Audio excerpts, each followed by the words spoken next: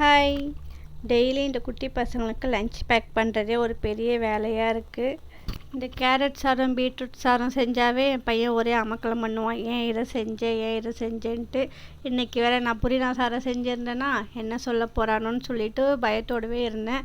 கடைசியில் சாப்பிட்டு பார்த்துட்டு அம்மா டேஸ்ட்டு ரொம்ப நல்லா இருக்குன்னு சொல்லியிருந்தான்.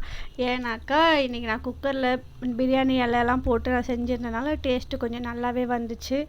எங்களோட லஞ்சுக்கு மீன் குழம்பும் மீன் ஃப்ரையும் தான் நான் பண்ண போகிறேன். அதுக்காக கொஞ்சமாக மீன் எடுத்து மஞ்சள்தூள் போட்டு ஊற வச்சுருக்கேன். ஃப்ரைக்காக ப்ரிப்பேர் பண்ணி வச்சுருக்கேன். அதுக்கு முன்னாடி இந்த ஹெல்த் ட்ரிங்க் குடிக்கணும். இது டாக்டர் எனக்கு ரெஃபர் பண்ணி கொடுத்தனால இதை நான் குடிக்க போகிறேன். இதோட ப்ரைஸ் பார்த்திங்கன்னா 710 கிட்ட வருது. இவ்வளோ காஸ்ட்லியாக வாங்கி டெய்லி குடிக்கிறதுக்கு இல்லாமல் வச்சுட்டுருக்கேன்.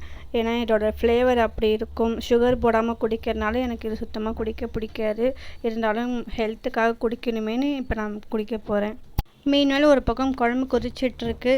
குழம்பு ரெடி பண்ணிகிட்டு இருக்கும்போதே என் வீட்டுக்காரர் என்ன வைக்கிற குழம்போட ஸ்மெல் சூப்பராக இருக்குன்னு சொல்லிட்டு இருந்தாங்க. மனசுக்குள்ளே ஒரே சந்தோஷமாக இருந்தாலும் ஒரு பக்கம் எனக்கே டவுட்டு, நம்ம வைக்கிற குழம்பு அப்படி இருக்குன்ற மாதிரி இருந்துச்சு. இந்த மீனில் முள்ளே இல்லை. அதனால் என் ஹஸ்பண்டும் என் பசங்களும் நல்லாவே மீன் குழம்பும் மீன் ஃப்ரையும் சாப்பிட்டுருந்தாங்க.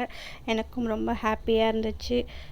யூஸ்வலாக அவங்களுக்கு மீன் குழம்பே பிடிக்காது. நிறைய முள் இருக்கிறனால சாப்பிட முறைலாம் வாயில் குத்தி கொண்டனால அவங்க சாப்பிடவே மாட்டாங்க. இந்த பெரிய மீன் நல்லா இருந்துச்சு சாப்பிட்றதுக்குன்னு சொல்லியிருந்தாங்க.